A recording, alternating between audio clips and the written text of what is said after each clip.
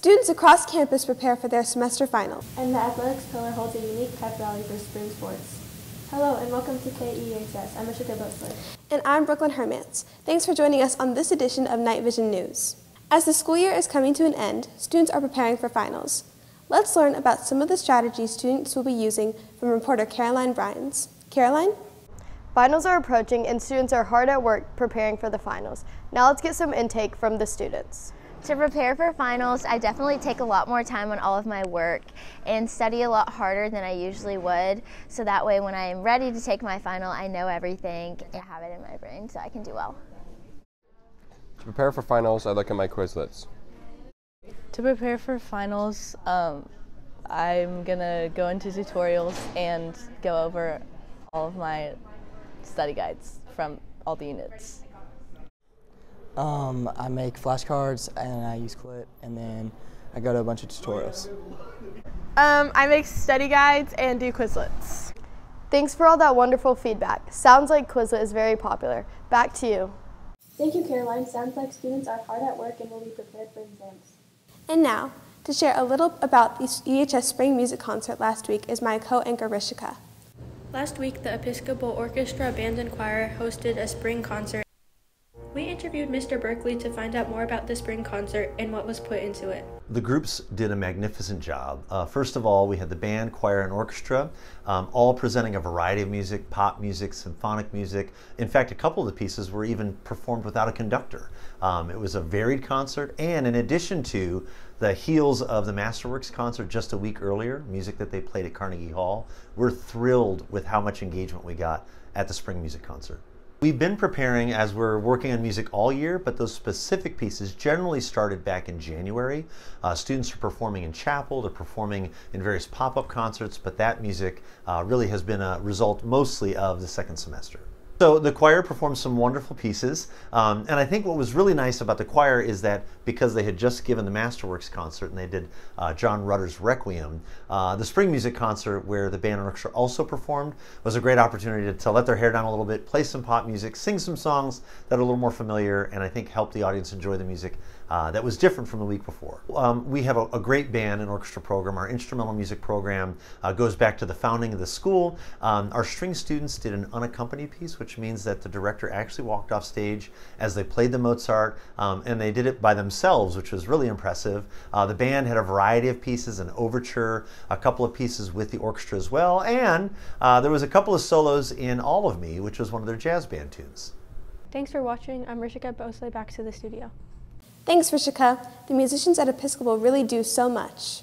The Religion Pillar Spiritual Life Board meets roughly once a month to discuss religious events in our community.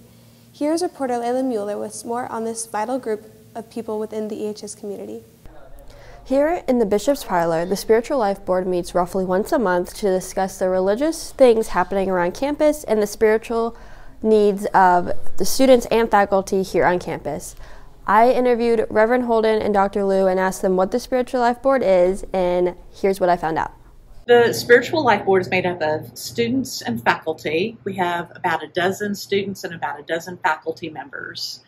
The student makeup is representatives from different groups here, including chapel ministries, groups like Canterbury Circle, FCA, Jewish Heritage Club, as well as DIA, SOS, different groups that are part of the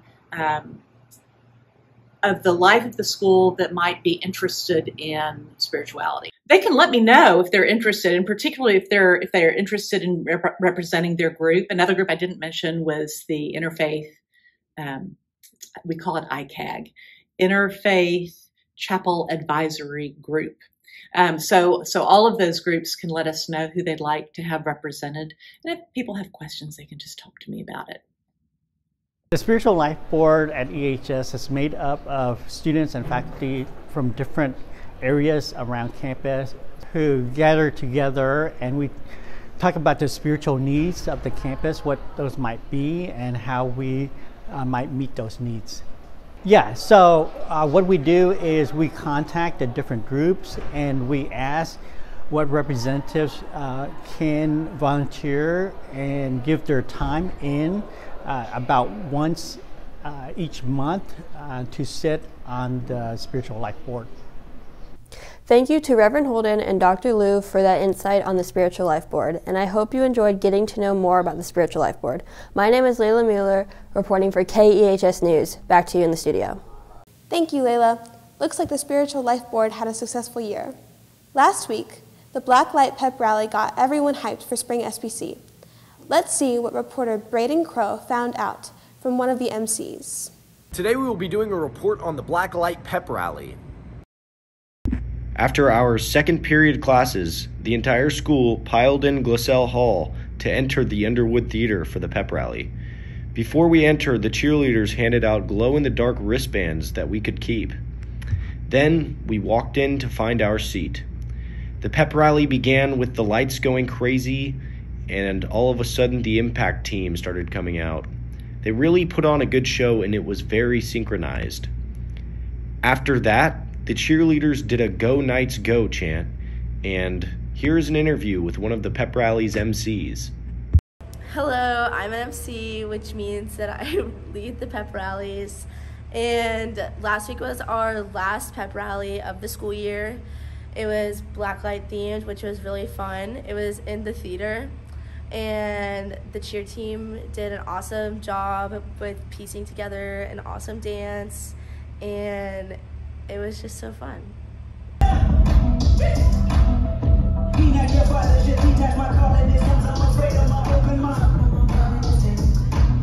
And that concludes our report on the Black Light Pep Rally. Thank you for watching. Thanks, Braden. What a unique idea, a pep rally in the theater. With the conclusion of the spring varsity season, EHS recently held its annual awards ceremony.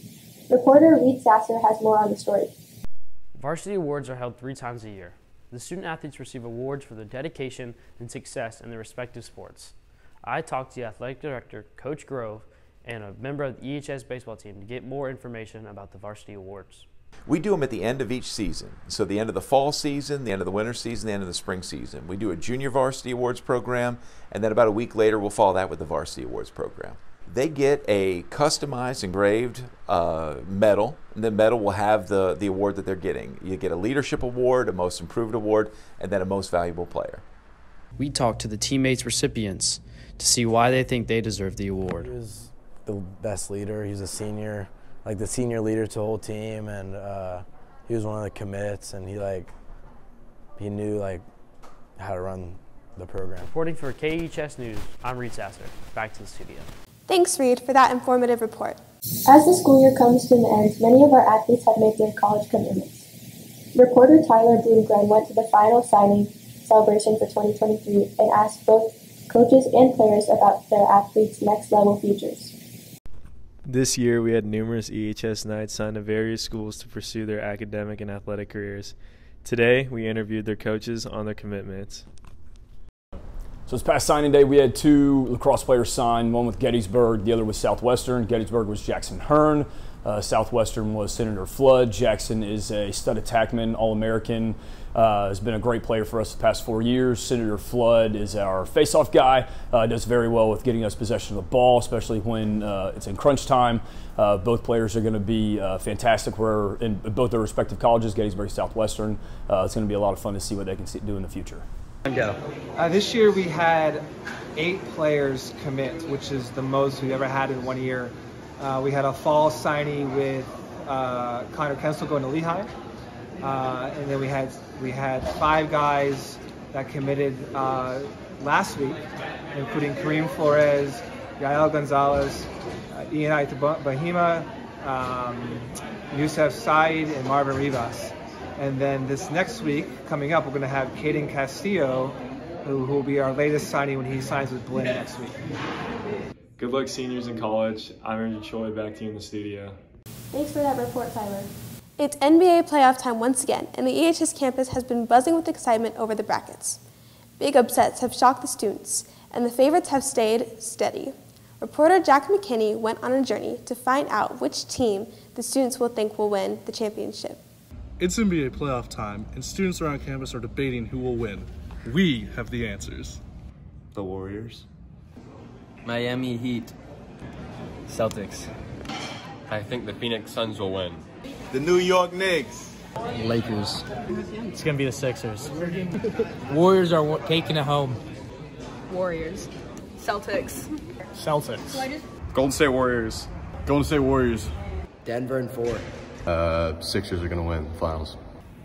Golden State Warriors. Knicks. The Heat. Heat. Warriors. Boston in 5. I think the Lakers are going to win the finals. The Phoenix Suns are going to win the NBA Finals. I think the Lakers are going to win the NBA Finals. I think the Warriors are going to win the NBA Finals. I think the Nuggets are going to win the NBA Finals. The Denver Nuggets will win the 2023 NBA Finals.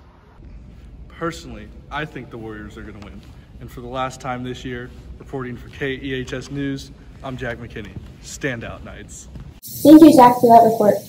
Well, that's all we have this week on KnightVision News. I'm Rishika Bosle. And I'm Brooklyn Hermans. From all of us at KEHS News, thank you for joining us. And go Knights!